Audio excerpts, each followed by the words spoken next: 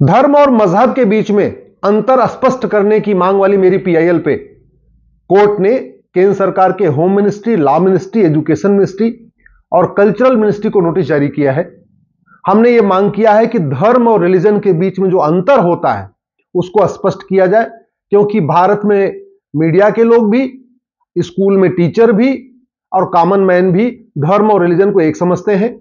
भारत एक धर्मनिरपेक्ष देश नहीं बल्कि एक धार्मिक राष्ट्र है, लेकिन भूलवश, गलती से, अज्ञानतावश ज्यादातर लोग भारत को धर्मनिरपेक्ष राष्ट्र कहते हैं। धर्म और रिलीजन में जमीन आसमान का अंतर है। धर्म और मजहब में बहुत अंतर है। धर्म सर्वमंगल मांगल्य सिखाता है, मजहब में सर्वमंगल मांगल्य की कॉन्सेप्ट नहीं है। धर्म सर्वपंथ संभाव सिखाता है, जबकि जो मजहब है वो कहता है नहीं, मेरा मजहब सबसे अच्छा है, बाकी मजहब नीचे है, उसमें पाक और नापाक सिखाया जाता है। धर्म जन्नी जन्म भूमिश्च स्वर्गादप गरियसी सिखाता है, जबकि मजहब में जन्नी जन्म भूमिश्च का कोई कॉन्सेप्ट नहीं है।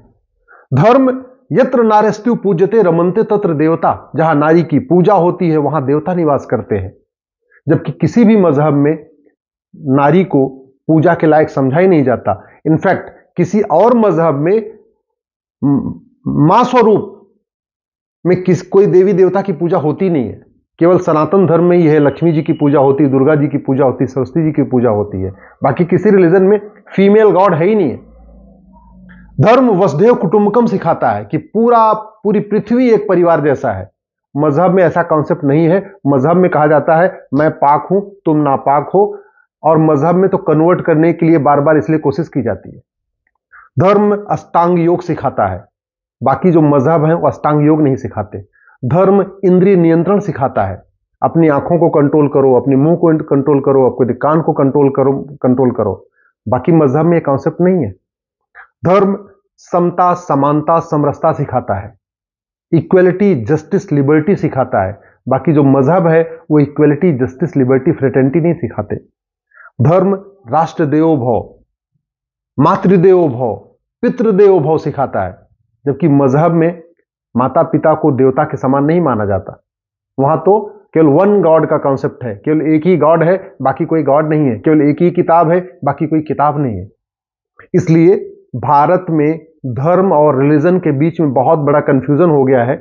लोग रिलीजन को धर्म समझने लग गए हैं, धर्म को रिलीजन समझने लग गए हैं, मजहब को धर्म समझते हैं, धर्म को मजहब समझते हैं, जबकि इनमें बहुत बड़ा अंतर है। और चूंकि धर्म और रिलीजन के बीच में कंफ्यूजन हो गया है, तो लोग पूजा और प्रार्थना को भी एक समझने लग गए हैं। लोग सोचते हैं धर्म और रिलीजन एक है, फिर सोचते हैं पूजा और प्रार्थना भी एक है। अब जब पूजा और प्रार्थना को एक समझते हैं तो पूजा स्थल और प्रार्थना स्थल को भी एक समझते हैं। लोगों को समझ में नहीं आ रहा कि मंदिर पूजा स्थल है और मस्जिद और चर्च प्रार्थना स्थल है। पूजा स्थल once a place of worship, always a place of worship होता है। जहां एक बार मूर्ति की प्राण प्रतिष्ठा हो गई, उसके बाद वो हमेशा के लिए वो पूजा स्थल होता है। प्रार्थना स्थल कभी भी बदला जा सकता है। अरब में देख लीजिए, सड़क बनाने के लिए, शॉपिंग मॉल बनाने के लिए, हॉस्पिटल बनाने के लिए, सड़क को चौड़ा करने के लिए, एयरपोर्ट बनाने के लिए आए दिन वहां पे मस्जिद शिफ्ट करते रहते हैं, क्योंकि वो प्रार्थना स्थल है। वहां कोई देवी देवताओं को स्थापित नहीं किया गया, वहां प्राण प्रतिष्ठा नहीं होती है। वो जस्ट एक इकट्ठा होने का स्थान है। भाई इकट्ठा हो गए, वहां पे नमाज पढ़ी जा रही है, और जब जरूरत पड़ी उसको तोड़ दिया, कहीं आगे उसको बना लिया। तो मंदिर और मस्जिद में अंतर है, पूजा स्थल प्रार्थना स्थल में अंतर है, पूजा और प्रार्थना में अंतर है, धर्म और मजहब में अंतर है। लेकिन भारत में पूरा मिक्स हो गया।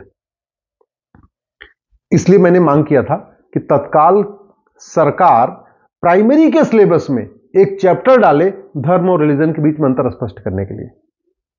प्राइमरी के सिलेबस में क्लियरली लिखा बताया जाए कि धर्म का मतलब क्या क्या है और रिलीजन का मतलब क्या है। इसी तरीके से जो पूजा स्थल और प्रार्थना स्थल के बीच में कॉन्सेप्ट बना हुआ है, सबको लगता नहीं पूजा स्थल एक है, प्रार्थना एक स्थल एक है, उसके बीच में भी एक क्लियर कट एक चैप्टर होना चाहिए कि आदमी को स्पष्ट समझ में आ जाए कि मंदिर और मस्जिद में क्या अंतर है। धर्म कहता है, सनातन धर्म जो सिखाता है कि धर्म की जय हो। जो भी लोग धर्म के कार्य में लगे हुए हैं वो किसी पंथ को मानते हैं, सबकी जय होना चाहिए। जबकि जो मजहब होते हैं उसमें कहा जाता है हमारे मजहब की जय हो, बाकी जो दूसरे मजहब हैं उनकी जय ना हो, जो दूसरे फॉलोअर्स हैं उनकी जय नहीं होना चाहिए। धर्म क्या कहता है? अधर्म का नाश हो। सनातन संस्कृति में क्या सिखाया गया? धर्म की जय हो, अधर्म का नाश हो। बाकी जो मजहब है, क्रिश्चियनिटी हुआ, इस्लाम हुआ, इसमें नहीं सिखाया जाता है कि नहीं अधर्म का नाश हो। वहां पे अधर्मी अगर अपने मजहब वाला है तो उसका नाश नहीं होना चाहिए, धर्म दूसरे मजहब वाला है तो उसका भी नाश होना चाहिए। ये जो डिफरेंस है, भेद है। सनातन संस्कृति में क्या सिखाएंगे? धर्म की जय हो, अधर्म का नाश हो, प्राणियों में सद्भावना हो, सभी प्राणियों में सद्भावना होनी चाहिए। वो हिंदू हो, जैन हो, बौद्ध हो, सिख हो, ईसाई हो, पारसी हो, सब में सद्भावना होनी चाहिए। जबकि मजहब में यह सिखाया नहीं जाता। धर्म में क्या सिखाते हैं? सनातन धर्म में विश्व का कल्याण हो। किसी मजहब में विश्व कल्याण की भावना नहीं है। इसलिए अगर आप ध्यान से देखिए भारत के संविधान को, संविधान के जो प्रियम्बल, उसमें क्या लिखा हुआ? इक्वेलिटी। इक्वेलिटी सभी मजहब में सिखाया नहीं जाता, लेकिन सनातन धर्म में इक्वेलिटी सिखाया गया, वसुधैव कुटुंबकम सिखाया गया, नारी तु नारायणी सिखाया गया, यत्र नारस्तु पूज्यते रमन्ते तत्र देवता सिखाया गया। इनफैक्ट इस संविधान में तो महिलाओं को समानता का दर्जा दिया गया है। संविधान तो कहता है महिला पुरुष एक समान है, जबकि सनातन धर्म कहता है महिला पुरुष समान नहीं है, महिला पूजनीय है, महिला पूजा के योग्य है। भारत के संविधान में क्या लिखा है? इक्वेलिटी ऑफ स्टेटस, सबको एक समान अवसर मिलना चाहिए। मजहब में ये नहीं कहा गया सबको एक समान अवसर मिलना चाहिए। मजहब में कहा गया जो हमारे मजहब को लोग फॉलो करते हैं उनको तो समान अवसर मिलना चाहिए, बाकी लोगों को नहीं मिलना चाहिए। पूरी दुनिया में मारकाट इसीलिए तो मची हुई है। सनातन संस्कृति में क्या है? राष्ट्र देवो भव, यूनिटी, नेशनल इंटीग्रेशन। अपना जो देश है वो एक तरीके से पूजा योग्य है। जननी जन्मभूमि स्वर्गादप गरीयसी। किसी मजहब में यह कॉन्सेप्ट नहीं है। तो अगर आप ध्यान से देखें तो भारत के संविधान का जो प्रियम्बल है, ये प्रियम्बल जो equality, justice, liberty, fraternity, unity, national integration, ये कॉन्सेप्ट आपको वेद में मिलेगा, पुराण में मिलेगा, भगवत गीता में मिलेगा। Equality, justice, liberty, fraternity, unity, national integration का कॉन्सेप्ट आपको रामायण में मिलेगा। Equality, justice, liberty, fraternity, unity, national integration का कॉन्सेप्ट। लेकिन दूसरी तरफ ये जो संविधान के प्रियम्बल के शब्द हैं, ये कॉन्सेप्ट आपको किसी और मजहब में नहीं मिलेगा। इसलिए वेद पुराण को स्कूलों में पढ़ाया जा सकता है, बाकी मजहबी किताबों के स्कूलों में नहीं पढ़ाया जा सकता। वेद, भगवत गीता, रामायण को हमारे स्कूलों में पढ़ाया जा सकता है, लेकिन मजहबी किताबों को नहीं पढ़ाया जा सकता।